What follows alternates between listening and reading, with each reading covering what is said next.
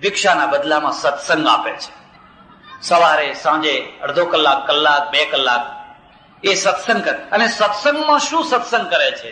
આત્મા, પરલોક, મોક્ષ, 84 લાખ યોનિઓ ભટકવી, કેટલા પુણ્ય ભેગા થાય, મનુષ્યનો દેહ મળવો. અને મનુષ્યનો દેહ રાજા થવા માટે નથી. કેટલી વાર રાજા થયા, કેટલી વાર ઇન્દ્ર થયા, કેટલી વાર મચ્છર થયા, કેટલી વાર કૂતરા થયા. આ 84 લાખમાં ભટકીને તો અનંત કાળથી ભટકો છો. હવે મોક્ષ, હવે આત્માનો સાક્ષાત્કાર. અને એ માટે જરૂરી શું છે? જરૂરી છે ત્યાગની, 2 ત્યાગની. એક સ્ત્રીનો ત્યાગ, બીજો પૈસાનો ત્યાગ. સ્ત્રી માયા છે, એ તો તમને ફસાવે છે, એ તો તમને સંસારમાં પાછા ખેંચે છે, એ તો સાક્ષાત માયા છે. એટલે એમાંથી છૂટો. અને આ પૈસો પાપ વિના મળતો નથી, એટલે પૈસામાંથી છૂટો. અને કાંચન અને કામિની, આ બેયનો ત્યાગ કરે એટલે લોકો કે ઓહો, આ તો બહુ મોટા મહાન પુરુષ છે. ઋષિમાં અને સાધુમાં આ ફરક છે, આ બંનેમાં ફરક છે. એકનું જીવન સકારાત્મક છે, બીજાના જીવનમાં નકારાત્મક છે. રાજા ના થશો, ઉદ્યોગ ના કરશો, ધંધો ના કરશો, લગ્ન ના કરશો, ના છૂટકે કરવું પડ્યું હોય તો કરો, પણ હવે જેમ બને એમ જલ્દી નીકળી જવામાં. વેપાર સમેટી લો, દુકાન સમેટી લો, કારણ કે આત્મા એ જ ખરી વસ્તુ છે. આ તો બધું. અને અડધી રોટલી ખવતો હોય શું, બંગલામાં રોતો હોય શું, ઝૂંપડામાં રોતો હોય શું, સાથે કઈ આવવાનું નથી, ભેગું કઈ આવવાનું. એક જ ટોન, વારંવારનો એક જ ટોન. આ છોકરા, આ બૈરા બધા સ્વાર્થના સગા છે, સાથે કશું આવવાનું નથી. અને આ નકારાત્મકતાના કારણે પ્રજાના અંદર જે મહત્વાકાંક્ષા, જે રાજકીય મહત્વાકાંક્ષા, સામાજિક મહત્વાકાંક્ષા, ભૌતિક મહત્વાકાંક્ષા સમાપ્ત થઈ, ડલ થઈ ગઈ, ઓછી થઈ ગઈ. શું કરવું છે? અરે રે, બિરલા થયા તોય શું, બિરલા મરી જવાના, ટાટા એ મરી જવાના, કોઈ જીવવાનું તો છે જ નહીં. એક જ વાત મગજમાં સતત બેસાડવાની, મરી જવાના, મરી જવાના, મરી જવાના. કશું ભેગું આવવાનું નથી, કશું ભેગું આવવાનું નથી. અરે ભાઈ, ભેગું નથી આવતું એ જ સારું છે. અને ભેગું આવવા માંડે તો તમે કલ્પના કરી છે? માનો કે એક વૃદ્ધ માણસ મરી જતો હોય અને એને છોકરો જ લઈ જવો હોય કે મારે તો મારા છોકરા વિના, પેલા છોકરાના છોકરા વિના નહીં ચાલે. હવે છોકરાના છોકરાને એની માં લઈ જવા દેશે ખરી? એ છોકરાની મમ્મી એને લઈ જવા દેશે ખરી? દાદા મારો છોકરો લઈને, કે ના, મારે ત્યાં આ છોકરા વિના નહીં ચાલે. જીવનને આપણે એ રીતે જોવા લાગ્યા. એમાં વૈરાગ્ય ખરો, પણ એ વૈરાગ્ય નકારાત્મક વૈરાગ્ય, સકારાત્મક વૈરાગ્ય ને. સકારાત્મક વૈરાગ્ય ક્યાં છે? મધર ટેરેસા છે ને, એને વૈરાગ્ય છે. આ નંસો ને સાધુઓ ક્રિશ્ચિયનોના છે ને, એને વૈરાગ્ય છે. પણ એ સકારાત્મક છે. ઝોંપડે ઝોંપડે ફરે છે, સ્કૂલ ઉભી કરે છે, દવાખાનું ઉભું કરે છે, ફલાણું ઉભું કરે છે, અનાજ આપે છે, કપડાં આપે છે, અને ધર્મનો પ્રચાર કરે છે. આપણે દુઃખી થઈએ છીએ. તમે બધું વટલાવાનું કામ કરો છો. ભાઈ કરે છે, પણ તમે કરો ને, તમે કરો ને. તમે શા માટે આ સ્કૂલો નથી ઉભા કરતા? શા માટે દવાખાના ઉભા નથી કરતા? શા માટે કુંભ મેળામાં કરોડો રૂપિયા ખર્ચો છો, જેનો કોઈ ઉપયોગ નથી, જેનો કોઈ અર્થ નથી? આ આદિવાસી ક્ષેત્રોમાં જિલ્લે જિલ્લે, તાલુકે તાલુકે કેમ પ્રસરી નથી જતું? કારણ કે આપણા મગજમાં એ વાત નથી. આપણા મગજમાં એક જ વાત છે, આત્મા, પરલોક, મોક્ષ, આ બધો પ્રપંચ, આમાંથી છૂટો. અમે વાતે ના કરીએ તો કે આ બરાબર છે. અને આ 2 પિરિયડના અંતરના કારણે હિન્દુ પ્રજાનું જે પતન થયું એ માઇન્ડમાંથી થયું છે. અને માઇન્ડ નકારાત્મક માઇન્ડ થયું. એટલે તમને કદી એમ ના થઈ ઈચ્છા થઈ કે લાવો આપણે ખૈબર બોલનને પાર કરીને પેલી દિશાઓમાં જઈએ, ઠેઠ ઈરાક ને ઈરાન સુધી જઈએ, ઠેઠ ટર્કી સુધી જઈને ડંકો વગાડી આવીએ કે કોઈ ધાડું ફરી અહીં આવે છે, એ વરુની બોર્ડમાં જઈને દાંત ખેંચી આવીએ. ના, કઈ સોમનાથ ઉપર હુમલો થવાનો હોય તો એને પંજાબ થી માંડીને સોમનાથ સુધી બધા ટગર ટગર જોયા કરતા હોય. જેના ઉપર આવી પડે એ લડે, મરે, પછી બીજાનો વારો, પછી ત્રીજાનો વારો, પછી ચોથાનો વારો. પણ સોમનાથ થી પંજાબ સુધીનું આખું ભારત એક થઈ હોય, દિવાલ ઉભું કરી દીધી હોય, અને આવનારા વરુના દાંત પાડ્યા હોય ને પાછો પૂંઠ પકડી હોય તો એમને રહેવાની ધરતી ના મળે, એ તમે ઇતિહાસમાં નહીં જોશો. એનું એક જ કારણ છે, માણસની સાહસ વૃત્તિ, મહત્વાકાંક્ષાની વૃત્તિને મારી નાખો એટલે પ્રજા મરી જતી હોય છે. તોપથી પ્રજા ના મરે. બોમ્બાર્ડમેન્ટથી પ્રજા ના મરે. અને મરતી હોત તો જાપાન મરી ગયું હોત, તો વિયેતનામ મરી ગયું હોત, તો જર્મની મરી ગયું હોત. એના ઉપર કેટલું બોમ્બાર્ડમેન્ટ થયું. પ્રજા તો મરતી હોય છે, મગજથી મરતી હોય છે, આઈડિયાથી મરતી હોય છે. એનું મગજ નાનું બનાવી દો, એની અપેક્ષાઓ નાની બનાવી દો, બસ એના મગજને નાનું બનાવી દો, પ્રજા મરી જશે, વગર તોપે મરી જશે. અને એ સતત પ્રજાના માઇન્ડને નાનું બનાવી દેવાનું કામ સદીઓ સુધી અમે કર્યું છે. ચાલશે, ફાવશે, ભાવશે, ગમશે, બસ જીવી લો, જેમ તેમ જીવી લો. આ ઓટલા ઉપર રાત્રે સુઈ જાઓ, પણ એ સુવાનું મળે તો ફૂટપાથ ઉપર સુઈ જાઓ ને, ઝોપડપટ્ટીમાં રહેવાનું મળે તો ઝોપડપટ્ટીમાં રહી લો ને, મરી જ જવાનું છે. જેમ બને એમ જીવી લો ને. અરે પણ મચ્છર કઈડે છે, મચ્છર તો શરીરને કઈડે છે, આત્માને તો મચ્છર નથી, કઈ નથી. એટલે મચ્છરના ઉપાય નહીં કરવાના, એક જ વાત કરવાની, આત્માને તો મચ્છરે નથી કઈડતો અને કઈ નથી કઈડતું. અને શરીર તો હવે એના ધર્મો હોય બધા, સતત ચાલ્યા કરે. મારા ઓળખીતા એક ભગવાન હતા. આ દેશમાં તો ભગવાન જ ભગવાન છે. હમણાં થોડા દિવસ પહેલા સુરેન્દ્રનગર ગયેલો, કાર્યક્રમ પૂરો થયો, બધા આઈસ્ક્રીમ વેચાતા ખાતા હતા. 2-3 કોલેજની છોકરીઓ આવી.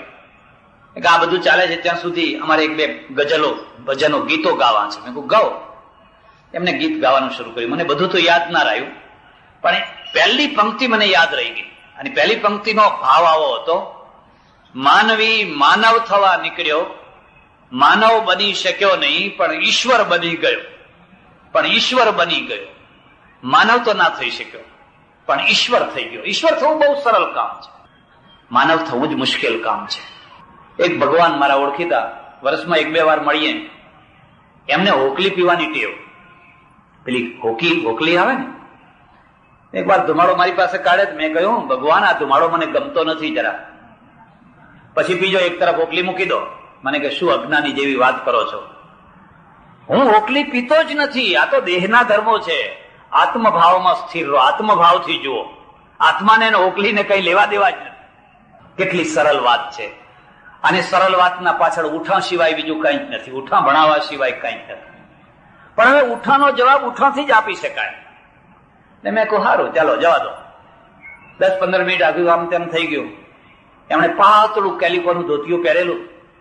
મેં ધીરે રહીને એમની અહીં સાથળની અંદર એવી ઝીણી ચૂંટી ખણીને જોરથી ને 1 વેંત ઊંચા થઈ ગયા. મને કે આ શું કરો છો, ભાન નથી? લોહી નીકળે એવી ચૂંટી ઘણી નાખી. આત્માને ચૂંટી હોય જ નહીં. મેં કહ્યું આત્માને ચૂંટી હોય જ. આ તો બધા દેહના ધર્મો છે. પ્રજાને તરંગી બનાવી દેવામાં આવે એટલે પ્રજા પછી આવા ઉઠામાં રમતી થઈ જાય. એને ધરાતલ ઉપર લાવવાની છે. તો આ 2 પિરિયડના પરિણામ તમે જુદા જોઈ શકશો. એટલે આ બીજા પિરિયડમાં આપણે આવીએ ત્યારે જોયું છે તો જીવનને વધારેમાં વધારે કેમ નેગ્લેક્ટ કરવામાં આવે, કેમ નકારાત્મક કરવામાં આવે. એની નકારાત્મકતા જ મુખ્ય વસ્તુ છે. પણ એમાંથી તમારા આગળ 5 પ્રશ્નો ઉભા થયા. મારી તમને ખાસ ભલામણ છે, તમે 11 ઉપનિષદોનું અધ્યયન કરજો. તમને જોવા મળશે એમાં વારંવાર બ્રહ્મની ચર્ચા છે. એક બ્રહ્મ. એમાં બ્રહ્મવાદ છે. કોઈ જગ્યાએ અવતારવાદ નથી. એમાં દેવવાદ છે, પણ દેવનું સમીકરણ છે. વેદોનો જે દેવવાદ છે, ઇન્દ્ર, વરુણ, યમ, કુબેર વગેરે વગેરે જે બધા ઘણા બધા દેવો છે, એ દેવોનું સમીકરણ તમે જોશો તો ઉપનિષદમાં છે. અને ઉપનિષદ શું કે છે? સ ઇન્દ્ર, સ વરુણ, સ યમ, સ પ્રજાપતિ. એ બ્રહ્મ એ જ ઇન્દ્ર, વરુણ, યમ, પ્રજાપતિ. એકમ સદ વિપ્રા બહુધા વદંતી. એ સત્ય તત્વ એક જ છે, બ્રહ્મ એક જ છે. એટલે આખા ઉપનિષદમાં તમે જોશો તો એક બ્રહ્મવાદ છે. કર્મકાંડોની પ્રધાનતા નથી, જ્ઞાનકાંડની પ્રધાનતા છે, અને કર્મયોગની પ્રધાનતા છે. કર્મ કરો સમાજ માટે, દેશ માટે, માનવતા માટે, અને મનમાં એક બ્રહ્મવાદ. પછી પુરાણોમાં આવીએ છીએ ત્યારે આખો બ્રહ્મવાદ અને દેવવાદ અવતારવાદમાં બદલાઈ જાય છે. પછી ભગવાન અવતરવા માંડે છે. એક પછી એક ફલાણા ભગવાન, ફલાણા ભગવાન, ફલાણા ભગવાન. મારું એક પુસ્તક છે, આજે એ સ્ટોલ આવ્યો છે કે નહીં મને ખબર નહીં, પણ આવ્યો હોય તો તમે શું ઈશ્વર અવતાર લે છે એ પુસ્તક જરૂર વાંચો. નાનું જ છે પણ તમે જરૂર વાંચો. અને વાંચ્યા પછી તમે મને એમ કહેજો કે તમારા વેદમાં અને તમારા ઉપનિષદમાં અવતારવાદ ક્યાં છે. ત્યાં તો એક બ્રહ્મવાદ છે, એક પરમેશ્વર, એકમ સત વિપ્રા બહુધા વદંતી. એ પરમ તત્વ એક છે.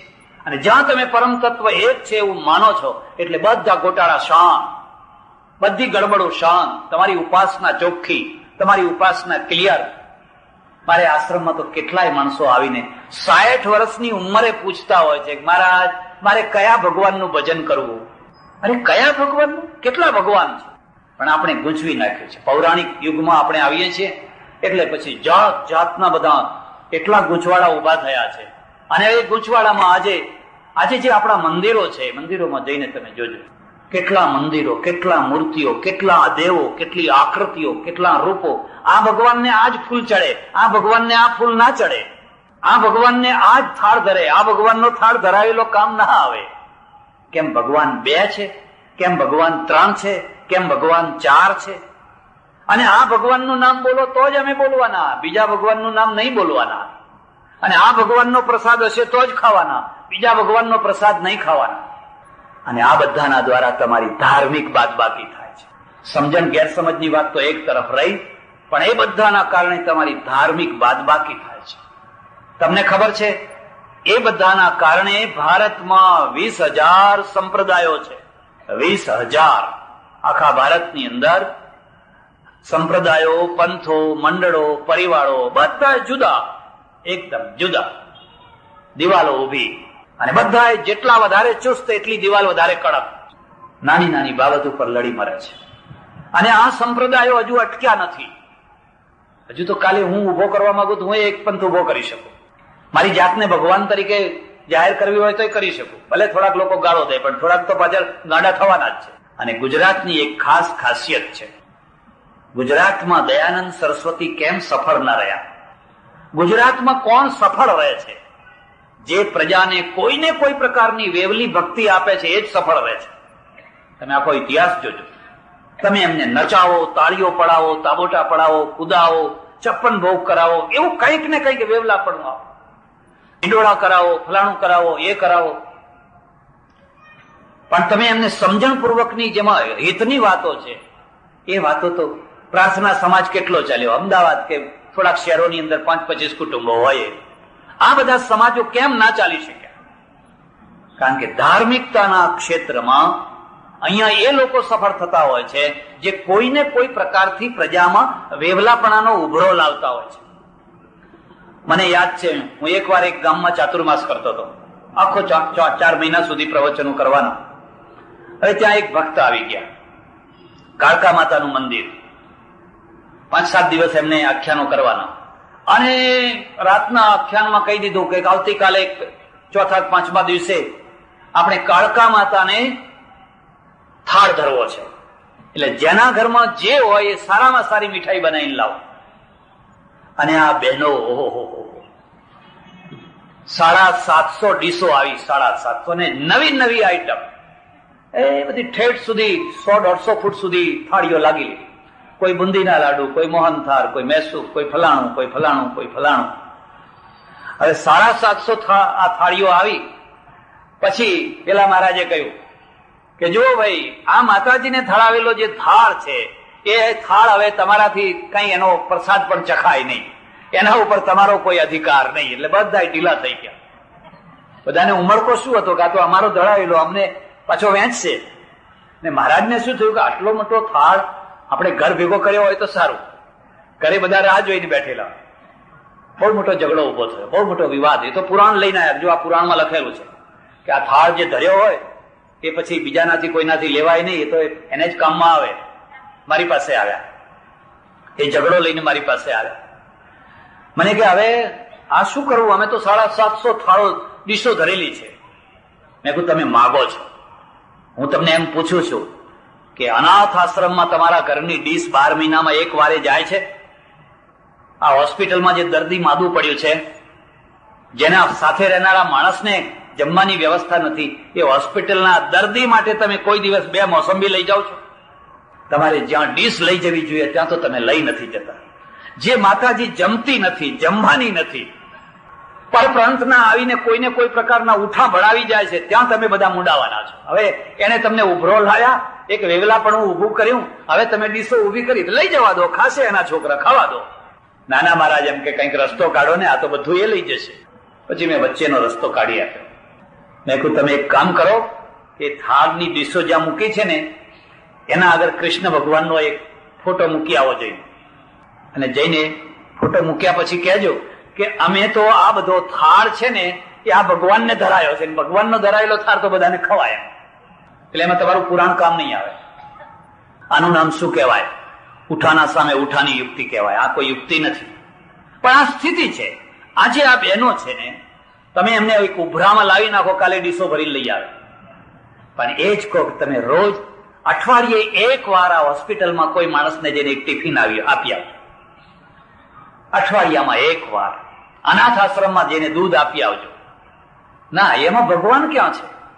તે દિન આંસુ ભીના રે હરિના લોચનિયા મેં દીઠા.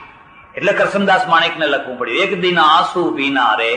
પશ્ચિમમાં અને પૂર્વમાં આ ફરક છે. એટલે પેલો પશ્ચિમના માણસો છે ને મુઠ્ઠી મુઠ્ઠી અનાજ ભેગું કરે છે, હાઈસ્કૂલના છોકરાઓ અનાજ ભેગું કરે છે, કપડાં ભેગા કરે છે, ભારતમાં મોકલાવે છે, અને એમાંથી ક્રિશ્ચિયાનિટીનો પ્રચાર થાય છે, એમાંથી ક્રિશ્ચિયાનિટી આગળ વધે છે. આપણને એ સૂચતું નથી. આપણે પુષ્કળ દાન આપીએ છીએ, પુષ્કળ ખર્ચો કરીએ છીએ, પણ આયોજન નહીં, કોઈ દ્રષ્ટિ નહીં, કોઈ વિવેક નહીં. જો એ દ્રષ્ટિને વિવેક આવી જાય તો તમારો બેડો પાર થઈ જાય. એટલે આપણા આગળ આપણી સામે જે પ્રશ્નો છે એમાં પહેલામાં પહેલો પ્રશ્ન છે, તમારા મંદિરોની અંદર સમગ્ર હિન્દુ પ્રજાનો એક ઈશ્વર તમે ઉભો કરી શકો એમ છો? જેમ ઉપનિષદોએ દેવોનું સમીકરણ કર્યું, એક બ્રહ્મવાદની સ્થાપના કરી. આ નવા નવા દેવો હજુ વધવા દેવા છે. સંતોષી માતા કોઈ ઓળખતો હતું, કોઈ નામ જાણતો હતું? પછી દશામાં આયા, પછી વૈભવ લક્ષ્મી આયા. મારે ત્યાં એક છોકરો મને કે બાપજી થોડાક ફૂલ લઈ જવા છે, પૂજા કરવી છે, લઈ જાઉં? મેં કહું લઈ જા, આશ્રમમાંથી ફૂલ લઈ જાય. પણ પછી યાદ આવ્યું, મેં કહું કેમ, શાની પૂજા કરવી છે? કે મમ્મી વૈભવ લક્ષ્મીનું વ્રત કરવાની છે, એના માટે ફૂલ લઈ જવા છે. મેં વૈભવ લક્ષ્મીનું વ્રત એટલે શું? કે ચોપડીમાં એવું લખ્યું છે કે આ વ્રત કરે એના ઘરમાં વૈભવનો ઢગલો થઈ જાય. મેં કહું ભરે એક શરતે ફૂલ આપું, જે વૈભવનો ઢગલો થાય એમાં 50% મારા હોય તો હું આપું. ફૂલ મારા ને વૈભવનો ઢગલો તારા ઘરમાં થાય, હું બાવો બાવો રહી જાઉં? તો બિચારો ઠંડો પડી ગયો. મને કહે મહારાજ ઉભા રહો, મમ્મીને પૂછી આવું. મેં જા પૂછી આવ. વૈભવનો ઢગલો તારા ત્યાં થાય, ફૂલ મારા, અને મને કશું ના મળે? એ પૂછવા ગયો, એ ગયો, ફરી આવ્યો જ નહીં. મમ્મી વિચાર પડી ગઈ, વૈભવમાંથી અડધો આપવો પડે. અને પછી ચોપડીમાં લખ્યું હોય કે આવી 21 ચોપડી વેચજો, આવી 51 વેચજો, નહીં વેચો તો આમ થશે, વેચશો તો આમ થશે. આ તમારી ઉપાસના છે. અને એ ઉપાસનાનું મૂળ કારણ શું છે? એનું મૂળ કારણ છે તમને એક બ્રહ્મ ઉપર શ્રદ્ધા નથી, એક બ્રહ્મ ઉપર વિશ્વાસ નથી. જો એક બ્રહ્મ ઉપર, એક પરમેશ્વર ઉપર તમારી દ્રઢ આસ્થા હોત ને તો આ બધા પાખંડ ના ચાલી શકે. કોઈના ત્યાં ઢગલો થયો એવી રીતે? વૈભવનો ઢગલો જોવો હોય તો ઇઝરાયલમાં જાઓ, વૈભવનો ઢગલો જોવો હોય તો કોરિયા જાઓ, હોંગકોંગમાં જાઓ, જાપાનમાં જાઓ. મારું પુસ્તક વાંચજો, પૃથ્વી પ્રદક્ષિણાનું. મેં બધા ત્યાંના વૈભવનું વર્ણન કર્યું છે. એ કયા વ્રતો કરવાથી એ વૈભવનો ઢગલો થયો? એ વ્રતો હતા બુદ્ધિપૂર્વકનું આયોજન. એટલે આ પહેલો પ્રશ્ન છે. બીજો પ્રશ્ન છે કે ધાર્મિક ક્ષેત્રની અંદર જે આપણા કર્મકાંડો છે, વિધિ વિધાનો છે, એમાં પ્રચુર સામગ્રી જોઈએ છે, પ્રચુર વસ્તુઓ જોઈએ છે. એ પ્રચુર વસ્તુઓને ઓછી કરી શકાય ખરી? માનો કે તમારે સત્યનારાયણની કથા કરવી છે. ગાંધીજી રોજ પ્રાર્થના કરતા, બતાવો એ પ્રાર્થનામાં શું શું લાવવું પડતું? ગાંધીજીની પ્રાર્થનામાં શું શું લાવવું પડતું? અબીલ, ગુલાલ, ચોખા, ચંદન, ફલાણું ફલાણું ફલાણું ફલાણું ફલાણું, કશું જ. પલાઠી વાળીને બેસો, મનને અંતર્મુખ કરો અને તમારા ઈષ્ટદેવને યાદ કરો. ભગવાન ભાવનો ભૂખ્યો છે. અને જે સામગ્રી છે ને, એ સામગ્રી જયારે તમે ભાવથી ધરાવો છો ત્યારે તો એ સામગ્રીમાં ચેતના છે, પણ પછી સામગ્રી જયારે રૂઢિમાં ધરાવવાની થઈ જાય છે ત્યારે તો એ તો વેઠ છે. એ તો પછી વેઠ છે. એક નોકર રાખ્યો છે, એક પૂજારી રાખ્યો છે, એ બધું ભગવાનને રોજ ધરાવે છે, પછી એમાં ચેતના નથી. મુંબઈમાં એક શેઠના ત્યાં ઉતરેલો, મને કહે મહારાજ મારું મંદિર જોવું પડશે તમારે. મેં કીધું જરૂર જોઈએ.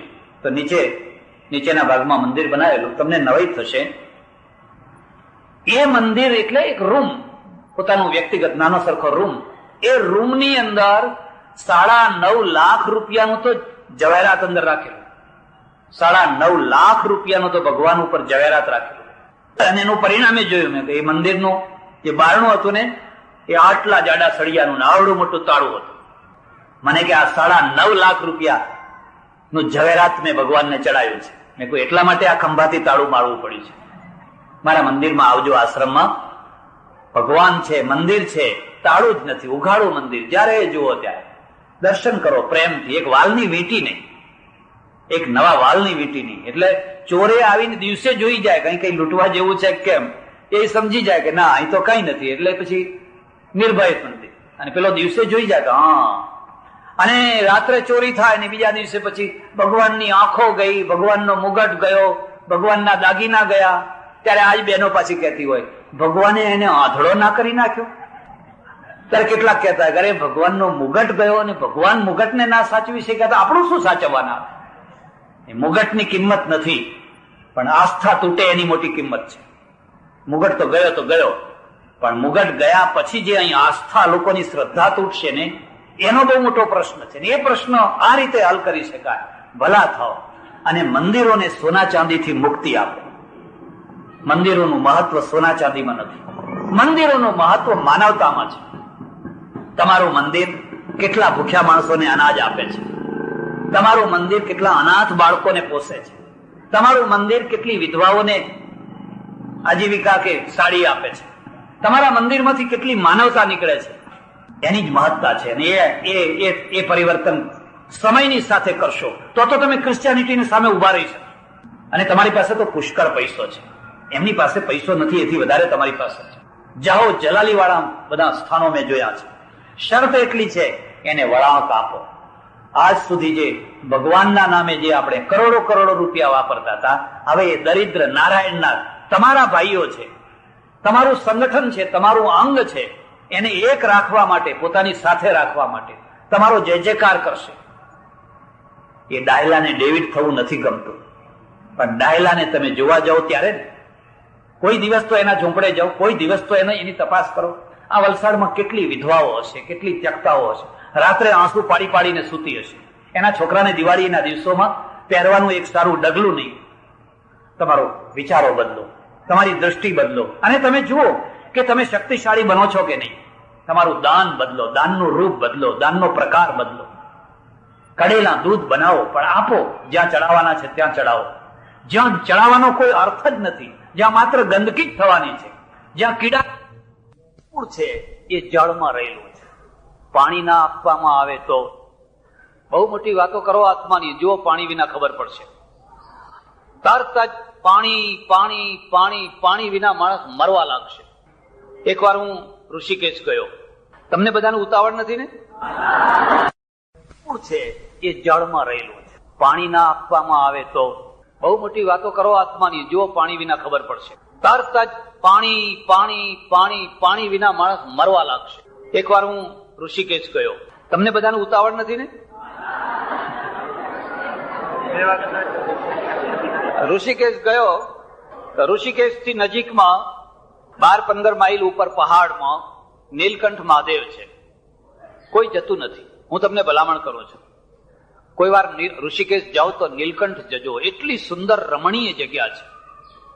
હું આશ્રમમાં ઉતરેલો, મેં એમને કહ્યું મારે નીલકંઠ મહાદેવ જવું છે. મને કે ભોજન કરીને જજો, એક સાથે મહાત્મા કરી દઈશ. પેદલ જવાનો, બીજો કોઈ રસ્તો નહીં. જમ્યા 12 વાગે, 1 વાગે નીકળ્યા. ઉનાળાનો તાપ, 3-4 કિલોમીટર તો નીચે ચાલ્યા ને પછી ચઢાઈ આવી. અને ચઢાઈ એટલે એવી વિકટ ચઢાઈ આવી. હવે ચડીએ અને તરસ લાગી. એ પેલા સાથે મહાત્મા હતા, એમને મેં કીધું પાણી લીધું છે? મને કે નહીં, અમને તો નહીં લીધા. તો પાણી કઈ મળશે? મને કે ઇધર કહા પાણી? તો ભાઈ યમરાજ તો હવે મળશે ને. અહીંયા પાણી નથી તો આપણે કરશું શું? હું તો અજાણ્યો હતો, પણ તમે તો જાણીતા હતા ને. મને કે ઇતની બુદ્ધિ હોત તો સાધુ ક્યું હુઆ હોત? આટલી બુદ્ધિ હોત તો બાવા શું કમતા? તેમ કે હવે એટલી બુદ્ધિ નહીં, તારે તો બાવા થયા છે. સારું કીધું, આજ મરો હવે બે ભેગા થઈ. અમે તો ચાલ્યા 1 કિલોમીટર જેમ તેમ ચડ્યા ને પછી તો શરીરે હવે ગમે એવી આત્માની વાત કરો ને શરીર ડગલા ચાલવા તૈયાર નથી, બે ઢળી પડ્યા. થોડીક વાર થાય, કોઈ આવે નહીં, કોઈ જાય નહીં, વિકટ રસ્તો, ક્યાંય પાણી ના દેખાય. અને મને ખાતરી થઈ ગઈ કે આજે આ બે મરદા અહીં પડવાના છે. ફરી પાછી હિંમત કરીને થોડુંક ચાલ્યું, પણ કેટલું ચલાય, પાણી વિના તો કઈ ચલાતું હશે? 15, 20, 25 ડગલા ચાલીએ ને વળી પાછા બેસી ગઈએ. માંડ 5 કિલોમીટર ચાલ્યા આવીશું અને એમ થયું કે હવે મરવું જ છે તો ચાલીને શું કામ મરો છો, બેહીને જ મરો. કારણ કે હવે પાણી તો મળવાનું નથી, કોઈ આવતું નથી, કોઈ જતું નથી. વાતને સમજજો. તમને કદી અનાજની કિંમત સમજાય છે? પાણીની કિંમત સમજાય છે? એટલે આપણા ત્યાં નિર્જળા એકાદશી રાખી છે. અને એક માણસે કહ્યું મને કે આ જેઠ મહિનામાં રાખી એના કરતા પોષ મહિનામાં રાખી હોય તો? પોષ મહિનામાં નિર્જળાનું કોઈ મહત્વ રહે ખરું? એટલા માટે મુસલમાનો રોજા રાખે છે, પાણીની કિંમત સમજે. આખો દિવસે માણસ તરસ્યો રહે, સાંજે એને પાણી મળે, ખબર પડે કે તરસ્યા માણસને કેવું વીતે. થોડુંક ગયા હશું અને થાકીને આમ ચક્રા આંખો ઉપર અંધારા આવ્યા કરે તો એક આટલું બોર્ડ જોયું, પુઠ્ઠું, કાગળનું પુઠ્ઠું, અને કાગળના પુઠ્ઠા ઉપર ચોકથી લખેલું પાણી ઈધર હે, આમ કરીને એરો કરેલો. ઓહો, કઈ આનંદ થયો, કઈ આનંદ થયો. પાણી જોયું નહીં, ખાલી બોર્ડ જ જોયું. આમ બોર્ડ કરેલું પાણી ઈધર હે. કઈ આનંદ થયો, કઈ આનંદ થયો. ઓહો, એટલે તો પેલા કવિએ લખ્યું છે મોતી કણ મહેંગા કિયા और सस्तो कियो अनाज, तुलसी तब में जानियो हरि है गरीब निवाज. हरि है गरीब ની અનાજની કિંમત વધારે કે મોતીની કિંમત વધારે? મોતી કઈ ખાઈને જીવાય નહીં એટલે મોતીને મોંઘા કર્યા, આવા શેઠિયાઓ પહેરે ને આનંદ કરે. સસ્તો કિયો અનાજ, પણ અનાજને સસ્તું કર્યું. એ દાણા કરતા આ દાણો વધારે કિંમતી, પણ ગરીબ માટે છે. તુલસી તબ મેં જાનિયો હરિ હે ગરીબ નિવાજ. અમે તો એકદમ નીચે ઉતર્યા, થોડુંક આમ ખાંચામાં એક ગુફા, અને ગુફામાં 3 માટલા પાણીના ભરેલા. કોઈ માણસ કઈ પાણી પીધું, કઈ પાણી પીધું, કઈ પાણી પીધું. મને આજે પણ યાદ આવે છે, ઓહો ભગવાન પરબ મંડાવનારનું ભલું કરજે. એમાં પણ જે માણસોએ રણમાં પરબ મંડાવી છે, જે માણસોએ વગડામાં પરબ મંડાવી છે, એવા માણસોનું તું ભલું કરજે. કારણ કે મારા જેવા કેટલા તરસ્યા માણસો પ્રાણ તાળવે ચડ્યા હોય. પછી મેં વિચાર કર્યો કે હવે આને કંઈક આપીએ, પૈસા આપીએ, પણ કોઈ માણસ તો છે નહીં, કોને આપવા પૈસા? કોઈ દિવસ મફતની ઈચ્છા ના રાખશો, કોઈ દિવસ ના રાખશો. તમારે જોવું હોય તો જોજો પ્રજા કઈ મરી જતી હોય છે. પહેલા મફતનું ખાવાનું શરૂ કરે, પ્રજા મરી જાય, કોઈ દિવસ ઊંચી ના આવે. એટલે હું તમને એક બીજી ખાનગીમાં વાત કહું છું કે આવા શેઠિયા હાથમાં આવે તો પછી એમને નીચો નહીં કરવાના, આવો જ આપો જ આપો જ આપો, આપો જ આપો. આપણે આપવાનું. આપણે કમાયા છીએ, આપણું ગામ છે, આપણે કઈ માણસ નથી. એ બહુ મોટા શેઠ છે, તમે નાના શેઠ બનો. પણ પછી કહેવાય દીપચંદભાઈ બધું તમે જ કરજો, ગટર યોજના તમે કરજો, ને ફલાણી યોજના તમે કરજો, શંકરજીભાઈ તમે કરજો, ને અમે બધા ખોજાળો પ્રજા ઊંચી ના આવે. હું તો તમને એટલે સુધી કહું છું, ના છૂટકે કોઈનું લેજો. જયારે કોઈ ઉપાય ના રહે અને કશું ના ચાલતું હોય ત્યારે લેજો. નહીં તો આપણી જે દાનત છે ને, આપણી જે ઇમેજ છે ને, એ બહુ નીચે ઉતરી જશે. એક વાર માગતા કરી દો. મોરબીનો બાંધ તૂટ્યો.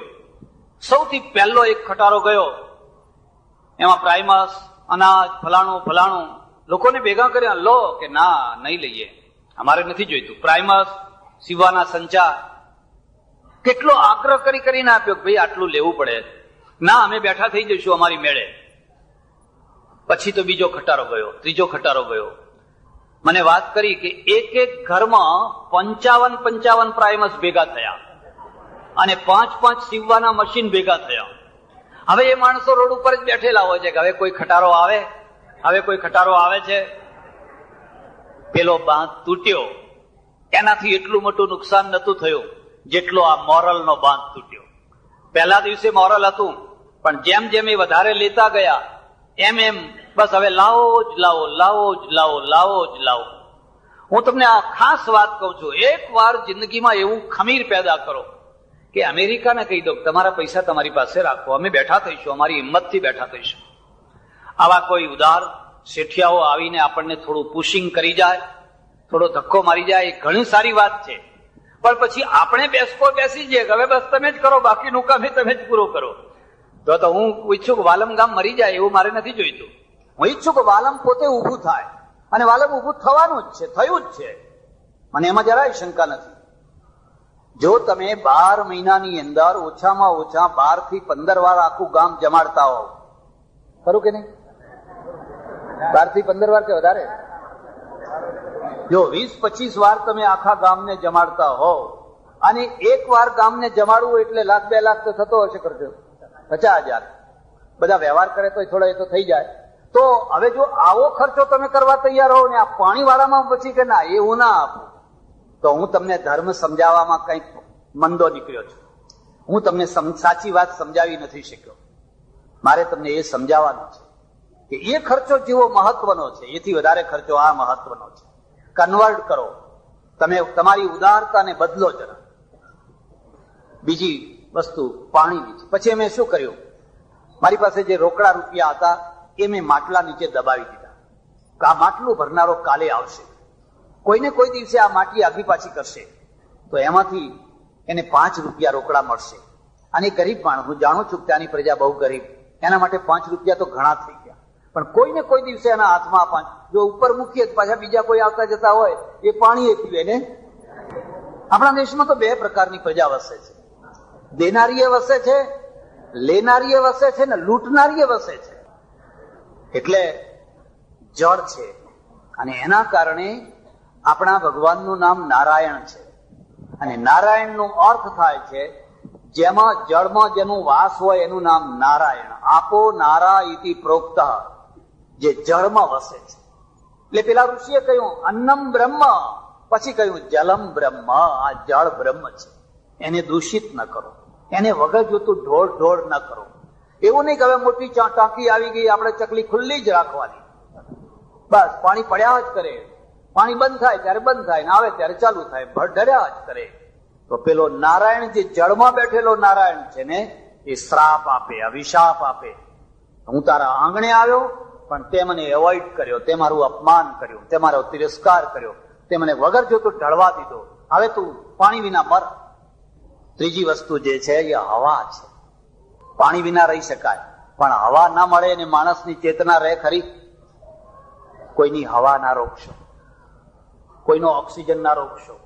માણસને નવો ઓક્સિજન મળવો જોઈએ. ઓક્સિજન જીવન છે. એટલે આ આભડછેટની પરંપરાનું નવું મોડેલ બ્રહ્માકુમારીઓનું છે. એ તો શું કહે છે કે તમારા સગા ભાઈનું પાણી ના પીવાય. જો એ બ્રહ્માકુમારીમાં દીક્ષિત ના થયો હોય તો એ બધા વિકારી છે, ને વિકારીનું પાણી પીવાય નહીં, કોઈનું ખવાય નહીં, સગા ભાઈનું ના ખાય. એવન સાસુ ને વહુ હોય, એમાં સાસુ જો બ્રહ્માકુમારીમાં હોય અને વહુ ના હોય તો એ વહુની રાંધેલી રસોઈ સાસુ ના ખાય, સાસુનો ચૂલો જુદો હોય. એટલે ભારતમાં એક બહુ મોટો અભિશાપ કે ધર્મને આભડછેટના ક્ષેત્રમાં લઈ જાય છે. બ્રહ્માકુમારી વાળા શું કહે છે, અરે રે તમને કઈ વિચાર આવે છે, તમે ઈશ્વરને વ્યાપક, આ ઉકરડામાં ઈશ્વર છે, આવી ગંધાતી જગ્યામાં, દુર્ગંધ મારતી જગ્યા છે, ને એમાં તમે કહો છો ભગવાન બેઠો છે.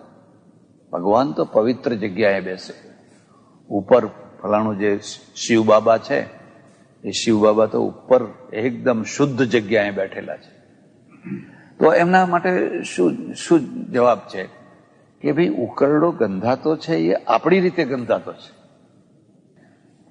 એ એમાં જે કીડા છે એના માટે ગંધાતો, એના માટે એ સ્વર્ગ છે. તો એના માટે શું ગંધાતું છે? એના માટે તમારી સાકર ગંધાતી છે. એક વાત. બીજી વાત કે પેલા રેડિયોની ફ્રીક્વન્સી કે ટીવીની ફ્રીક્વન્સી ઉકરડામાંથી એ પાર થાય છે, પણ તમારા રેડિયો ઉપર એની કોઈ અસર થાય છે? એ જરા ભાઈ આ રેડિયોમાંથી, અરે ઉકરડામાંથી આ આવે છે એવું કઈ લાગે છે તમને? કેમ? તો એ ફ્રીક્વન્સી કોઈ વસ્તુથી અલિપ્ત છે. એમ આપણે પણ પરમેશ્વરને શું કહીએ છીએ? અલિપ્ત, અસંગ, નિર્વિકારી, અસંગ. એ ગમે તેમાં પાર થાય, પણ એને કોઈ એનો સંગ થાય.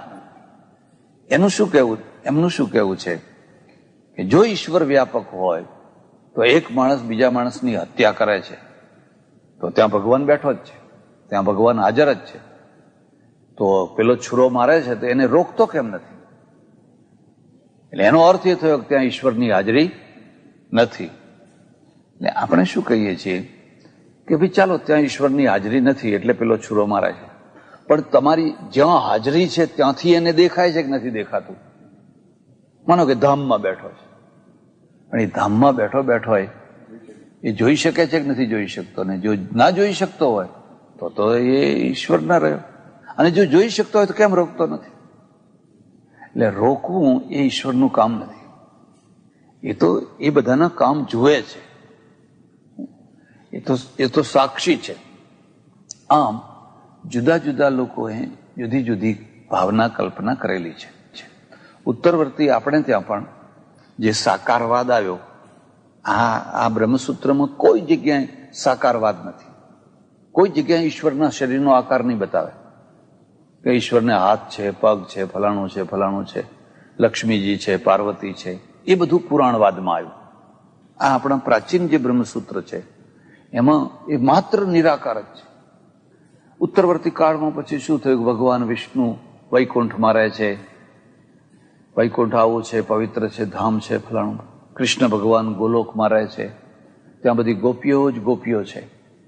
એક જ પુરુષ છે, કૃષ્ણ સિવાય કોઈ પુરુષ નહીં. એટલે પુષ્ટિ માર્ગના આચાર્યો છે ને એ આટલો મોટો ચોટલો રાખે. સાઉથ ઇન્ડિયન તમે જુઓ, વલ્લભાચાર્યથી માંડીને આવડો મોટો ચોટલો રાખે.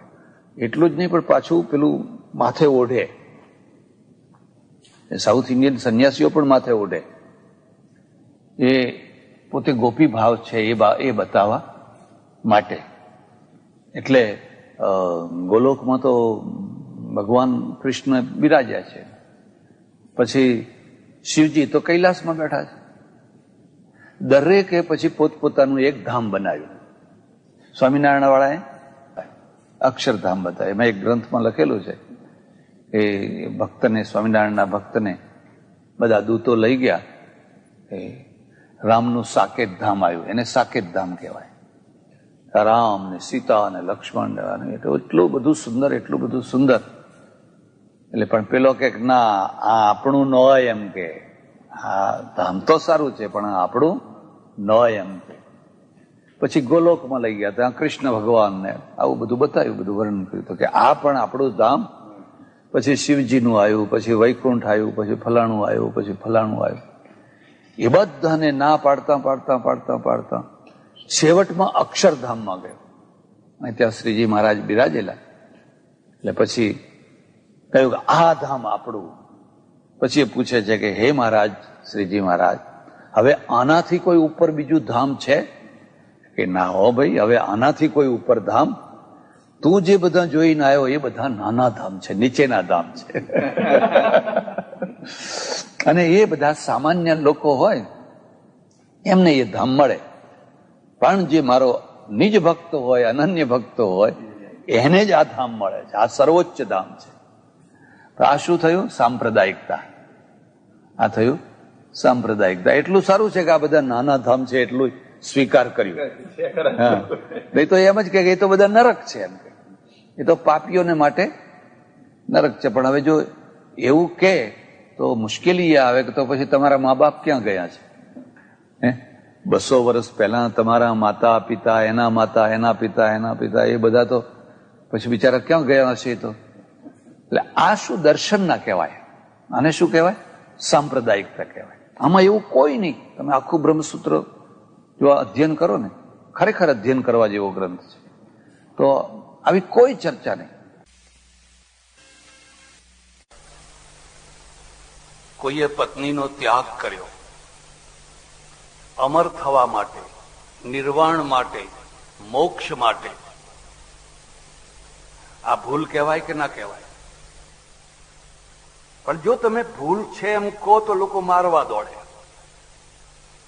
એકવાર તમારી પાસે અનુયાયીઓનું મોટું ટોળું ઊભું થઈ જાય પછી તમે કોઈ ટિપ્પણી ના કરી શકો. અને અનુયાયી છે ને હંમેશા અસહિષ્ણુ હોય છે. મૂળ વ્યક્તિ અસહિષ્ણુ ના હોય કદાચ, પણ અનુયાયી છે એ તો બિલકુલ અસહિષ્ણુ હોય છે.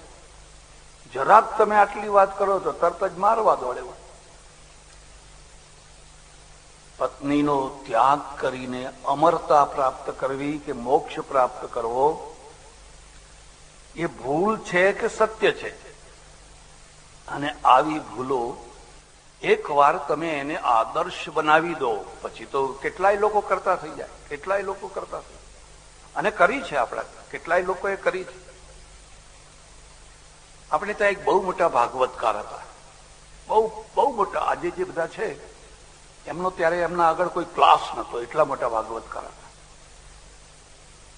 અને એમના પત્ની છે એ અમારે પેટલા જ ન હતો, મહારાષ્ટ્રીયન બ્રાહ્મણ, પેટલા જ ન હતો. આખી જિંદગી સુધી એમણે એ પત્નીને તનથી કે મનથી સ્વીકાર ના કર્યો. મારા એક ઓળખીતા પંડિત હતા, દર મહિને જઈને એમને ખોરાકી આપી આવે.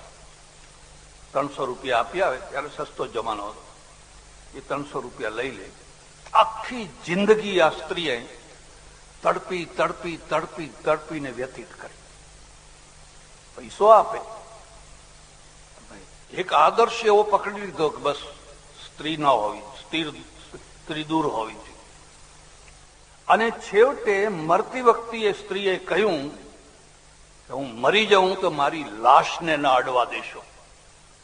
જે માણસ જીવતા જીવતા મને અડ્યો નથી એ માણસ મર્યા પછી મારી લાશને પણ ના અડે. અને બાઈ મરી ગઈ. 24 કલાક પછી ખબર પડેલી. ફૂલ લઈને ફૂલ એમને સ્મશાને ચડાવવા માટે ગયેલા. પણ મોટો પ્રશ્ન એ થયો કે પેલાનું લેવલ ઘણું ઊંચું છે અને સ્ત્રીનું લેવલ ઘણું નીચું છે. પેલાનો તો જય જયકાર થઈ ગયો, પણ સ્ત્રીના તરફ કોઈએ ધ્યાન જ ના દીધું. સ્ત્રીના સામે કોઈએ એમ ના કહ્યું કે આ મોટી ભૂલ થઈ રહી છે. ભૂલ એ અર્થમાં છે, અમારે ત્યાં શાસ્ત્રમાં એવું લખ્યું છે, ભ્રૂણ હત્યામાં આપનોતી રીતો ભાર્યા પરાંગ મુખ. ભાર્યા એટલે પત્ની જયારે ઋતુકાળમાં હોય એ વખતે એનો પતિ જો વિમુખ થાય તો એને ભ્રૂણ હત્યાનું પાપ લાગે. ભ્રૂણ હત્યામાં આપનોતી રીતો ભાર્યા પરાંગ મુખ. આ શાસ્ત્રીય સિદ્ધાંત છે. એટલે પેલી સ્ત્રીને આજે કોઈ ઓળખતું નથી અને એની કોઈ ચર્ચા નહીં. પેલા મહાન છે ને આ બિલકુલ કંઈ જ નથી. આવા બીજા કેટલા પ્રસંગો છે. તમને જો ખબર હોય કે ન હોય, સ્વામી રામતીર્થ થયા. વિવેકાનંદ પહેલા રામતીર્થ અમેરિકા ગયેલા, વિવેકાનંદ પછી ગયા. અને રામતીર્થ તો વધારે વિકટ પરિસ્થિતિમાં ગયેલા. રામતીર્થ છે ને લાહોરમાં કોલેજના પ્રોફેસર હતા અને એમનું નામ હતું તીર્થરાજ. તીર્થરામ નામ હતું. અને વૈરાગ્ય ચડ્યો, વૈરાગ્ય ચડ્યો, વૈરાગ્ય ચડ્યો.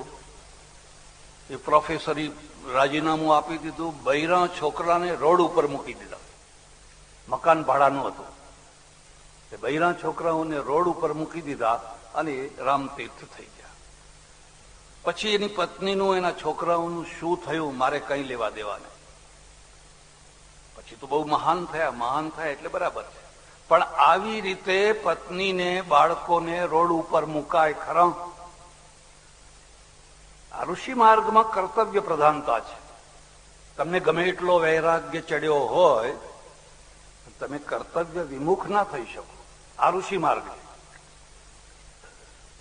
સાધુ માર્ગમાં કર્તવ્યને બધું જાય ખાડામાં. તમને વૈરાગ્ય ચડવો જોઈએ. ભડભડતી અગ્નિમાંથી જેમ માણસ દોડીને બહાર નીકળી જાય એમ આ સંસાર ભડભડતી અગ્નિ છે. એ બધું છોડીને બહાર નીકળી જાઓ. આમાં રહેવા જેવું નથી. આ બીજો માર્ગ છે. આ બે માર્ગનો ભેદ તમે સમજો. એક ત્રીજી વાત કહું. લગ્ન થઈ રહ્યા છે, ચોરીમાં જ સપ્તપદી ફેરા ફરી રહ્યા છે. પેલા 4 ફેરા. સમય વર્તે સાવધાન, સમય વર્તે સાવધાન. પુરોહિતે એક વાર બોલ્યું, 2 વાર બોલ્યું, અને પેલાને થયું ઓહો આ તો મને સાવધાન કરે. અને ત્યાં ને ત્યાં જ છેડાછેડી તોડી અને ભાઈ નીકળી ગયા. મહાન થયા, એમાં કોઈ શંકા નહીં. પણ પેલી બ્રાહ્મણીનું શું થયું? એ તો બ્રાહ્મણી છે, એના પુનર્લગ્ન તો થતા નથી, એ તો ચોરીમાં જ વિધવા થઈ, અને છતાં પતિએ વિધવા થઈ. પણ એનો પક્ષ કોઈએ લીધો જ નહીં. એને કઈ પેલા મહાન અને એમાં કોઈ શંકા નહીં, મહાન છે, એમાં કોઈ એવું ના નથી કહેતો. જ્યારે તમે એવું કહો છો તો આ બીજી તરફ આ ભૂલ છે એવું કોઈ કિનારો તો નીકળવો જોઈએ.